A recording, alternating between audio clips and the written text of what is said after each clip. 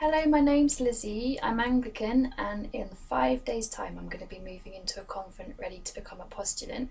It suddenly occurred to me that a few people might find it interesting to know what I found myself doing in this last week before entering the convent, so I just thought I'd make a little video about that. And actually, I think it has just stopped raining for the first time in about 2 days, so this might be a video without the sound of rain in the background for a change.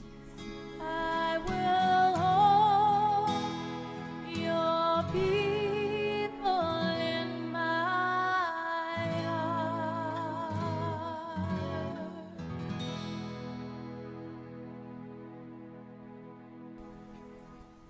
If you've seen some of my previous videos, you'll know that I left my flat just over a week ago and that I'm now staying with my parents for this last fortnight before I actually enter the convent.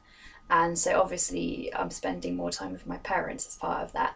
And I now don't have all the work on my flat that I was having to do, like because I was having to get everything out of my flat, and that was obviously a lot of work. So all of that work is now over. So I've now got more time in the day just to spend, just to try and make the last few YouTube videos that I thought could be like the most useful videos to make for people, like maybe, and also just to try and meet up. I've got a list of like all the friends that I still want to try and meet up with before I go away next week. So it helps that my parents live kind of just outside of the city that I've been living in the last few years. So people are still kind of I can still meet up with people fairly easily. So as part of meeting up with friends, quite a lot of my friends have got children, like young children. So one of the things I found myself doing a lot recently is trying to explain to children what I'm doing or what a nun is. So they've been quite interesting questions. Like one young girl was asking me if I'd be living in a mansion, because I was trying to explain to her that I'd be living in a house with a few other Christian women, and so it would need more bedrooms in her house. So in her mind, I'm moving into a mansion. Then she was asking if we were allowed a fridge and a freezer, and I said, well, I think we might even have two fridges, because we need like lots of food for more people than a normal family. So she's very excited that I'm going somewhere with two fridges. It was just fascinating seeing what questions children were asking me, and it's interesting trying to explain what a nun is to a child, and they think it's quite horrific that I have to go to church every day. So it's been quite a fun conversation. So talking to children has been a big feature of the last week or so. And so something I found a bit more tricky is with my closest friends. I know that I'll be able to meet up with them again in the future if I do stay on in this community. Whereas there are lots of other people that have been a big part of my life over the last few years, who don't quite fit the category of close friends. I've gone around the homes of a few asylum seekers that I've kind of befriended, maybe like via a charity, and but at least quite a few asylum seekers that I know they've got mobiles because they need them to, so their solicitors can contact them and things. So at least I've got a number for them so that I can like phone them up and arrange to meet them, like to say goodbye and things, or to spend time with them. So there are a couple more asylum seekers that I'm kind of friends with, and with their family and their children as well.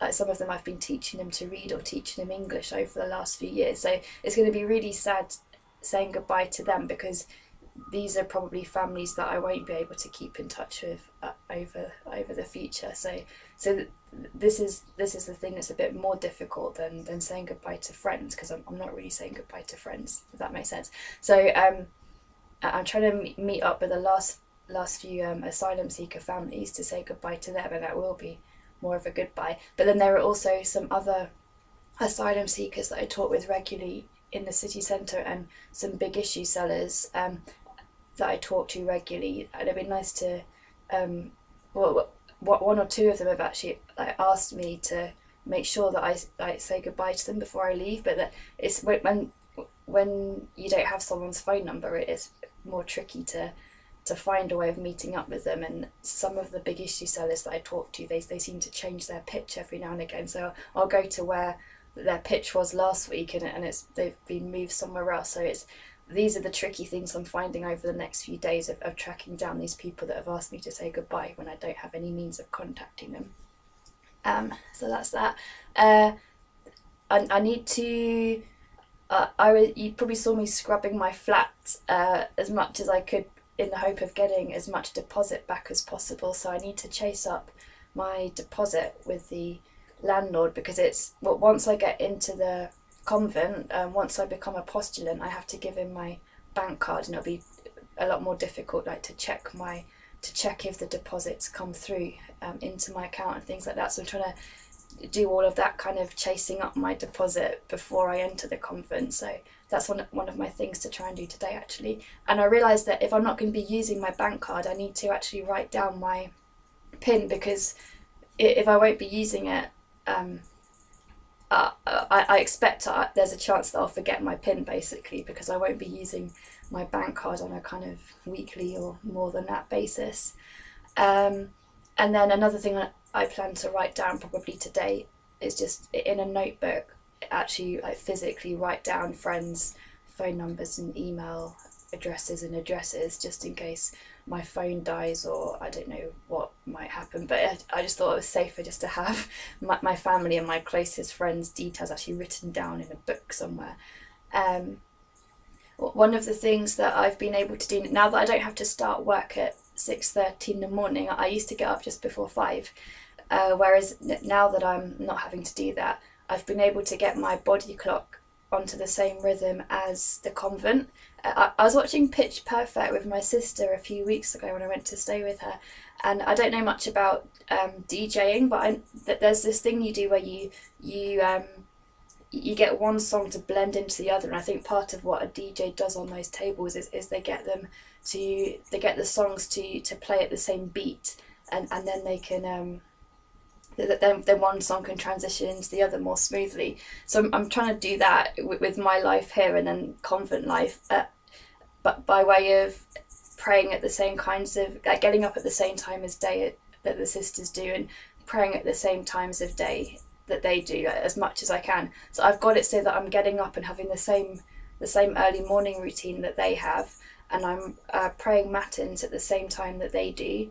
I'm going to the Eucharist every day still, like in Leicester city centre, so it's a much longer walk than it used to be, but I'm still able to do that most days. And then I'm not saying Vespers when the community do, because that kind of 5 o'clock in the afternoon kind of time is like the best time for me to meet friends after work. So what I'm doing is I'm praying Vespers at the same time that the community is praying Compline in the evening, and then I'm trying to stick to the same like night and bedtime routine that I would have in the convent. So I'm at least trying to get to the same kind of rhythms and timetable as the convent while I'm here at my parents' house for this last week. Although it will still be a massive, even I'm doing that, even though like my kind of the body clock and the timetable will be a more seamless transition that way, it will still be a massive change for me, because I've been living in a very, very inner city context the last few years and doing a lot of city centre ministry. So to suddenly go into a convent overnight will be like a massive overnight change for me still, like regardless of how much I try and prepare. Oh, and another thing that I'm doing this week, tomorrow actually, is you might have seen in other videos that I talk about going to a convent nearer my home one day a month for a quiet day, and that's where I meet my spiritual director, who is a sister herself.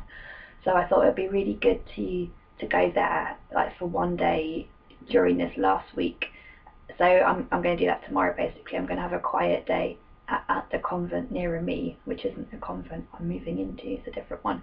So I'm going to have a quiet day, which will be good at this point in my journey, and I'll be able to hopefully have a conversation with my spiritual director, who, because she's a religious sister, is obviously very knowledgeable about religious life and can empathise with kind of where I am in this discernment journey.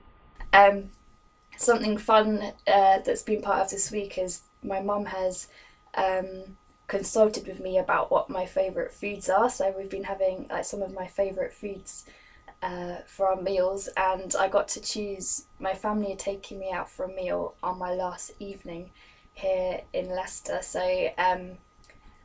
they asked me where I wanted to go, and I like Pizza Hut, and I thought it'd be really nice to go out for a meal like right in the centre of Leicester. So we're going to go out to the Pizza Hut right in the centre. I just thought that was a nice way of spending my last evening here, and like to be right in the very like the middle of the city centre that has been a big part of my life the last few years. So I got a few notes to make sure I didn't forget anything. Oh yeah, so as part of that, over the next few days when it stopped raining, which I think it might have done now, I just want to spend as much time as possible when I'm not meeting up with friends, just spending time in the city, because I think that's one of the things I'm going to miss most. And when I spent some time as an alongside-er at the convent, I realised that it was the longest I'd ever been away from a city centre for years and years. So inner city is what I'm gonna miss a lot. And then the last thing I've noticed the last few days is that I've been talking about like community more, because you can kind of, a lot of my preparation or my reading the last few years has been more about like religious life in general, or about things like poverty, chastity, obedience. But actually I'm realising, having left my flat now especially, that one of the biggest changes for me will be living in a community as opposed to living on my own. So I've just found myself reading about community a bit more. I've been like seeking out friends and people I know at the Cathedral Daily Eucharist who have lived in Christian community themselves. So I've been asking them about their experiences and asking them their advice. And I've just been more interested in watching TV programs about like communities and stuff like that. So that basically is just a few random things that I found myself either encountering or doing in this last week before entering the convent.